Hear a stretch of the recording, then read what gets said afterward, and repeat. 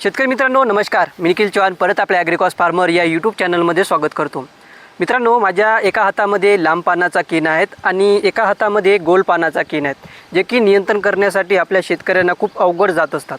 पण या ठिकाणी जर आपण पाहिले की हे केनातन पूर्णतः या ठिकाणी सडून गेलेले आहेत, तर यासाठी आपण कोणत्या तणनाशकाचा वापर केलेला आहे ह्याच आपण या व्हिडिओच्या माध्यमातून पाहणार आहोत.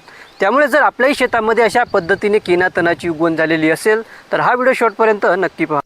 तर मित्रांनो, या केनातणाला नियंत्रण करण्यासाठी दोन गोष्टी महत्त्वाच्या आहेत. या दोन गोष्टी जर आपण पाळल्या तर आपल्या शेतामधील केनातणाचं चांगल्या पद्धतीने नियंत्रण होईल. पहिली गोष्ट म्हणजे या केनातणाची जी काही अवस्था आहे तर ती 2 ते 3 पानाची असणं त्या ठिकाणी आवश्यक आहे.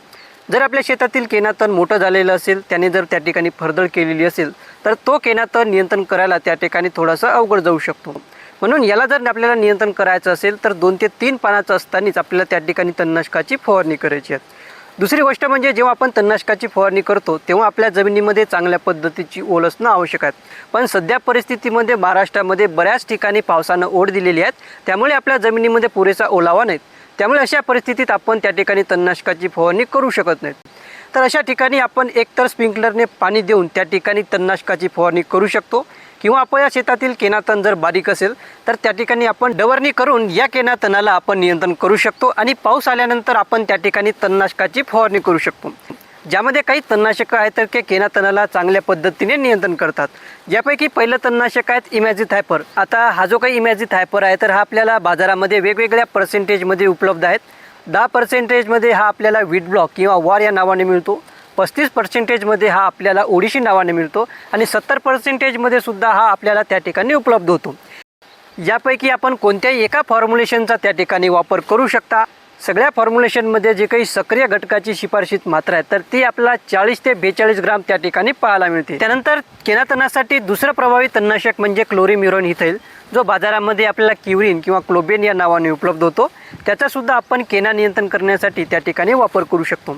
त्यानंतर तिसरं तणनाशक म्हणजे फोमिसापेन, जो बाजारामध्ये आपल्याला अमोरा, फ्युजीफ्लेक्स, अपटन किंवा बायर कंपनीकडे नवीन आलेलं तणनाशक आहेत प्युपॉन. तर या तणनाशकामध्ये सुद्धा आपल्याला हा घटक त्या ठिकाणी पाहायला मिळतो. पण हा जो काही घटक आहे तर एक कॉन्टॅक्ट पद्धतीने काम करणारा तणनाशक आहे. म्हणजे ज्या पानावर हे तणनाशक पडेल तर त्याच पानाला जाळण्याचं काम हे तणनाशक त्या ठिकाणी करत असते. राहिलेला जो काही भाग आहे तर तो परत त्या ठिकाणी जिवंत होण्याची शक्यता या फोमिसापेनमध्ये आपल्याला पाहायला मिळते. त्यामुळे आपण याचा वापर करत असताना एक सिस्टेमिक तणनाशकाचा सुद्धा यामध्ये वापर करू शकता. त्यानंतर चौथं तणनाशक म्हणजे फ्लुथियासिड मिथिल, जो बाजारामध्ये आपल्याला गॅलेक्सी या नावाने मिळतो. तर याचासुद्धा आपण केना नियंत्रण करण्यासाठी आपल्या शेतामध्ये वापर करू शकता. तर हे जे काही शेवटचे 2 तणनाशकं मी सांगितले तर हे कॉन्टॅक्ट पद्धतीने काम करणारे तणनाशक आहेत.